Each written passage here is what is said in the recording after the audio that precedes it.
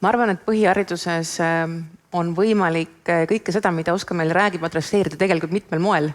Ja üks on see, mis puudutab üldoskusi, millest tegelikult Oskar on väga pikalt rääkinud.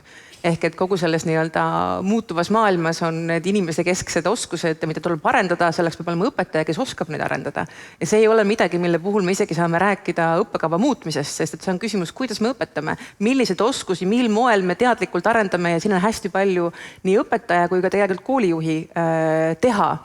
Teine teema on see, kuivõrd me valmistame ette nii lapsi, kui siin käis läbi see mõte, et maksumaksja on ka lapsevanem, kes võiks ka teada, mis maailmas toimub ja omalt poolt kodus rääkida, et see ei ole ainult kooli küsimus, see on koostöö küsimus selleks, et lapsed teaksid, mis maailma nad lähevad. Ja ma arvan, et me räägime täna liiga vähe meie põhikoolis tööst, tööle minemisest, me valmistame ainult edasi õppima. Aga ühel hetkel nad jõuavad kõik tööturule ja me räägime vähe ja ma arvan, et see on hästi selge väljakutse põhihariduse arendamisel.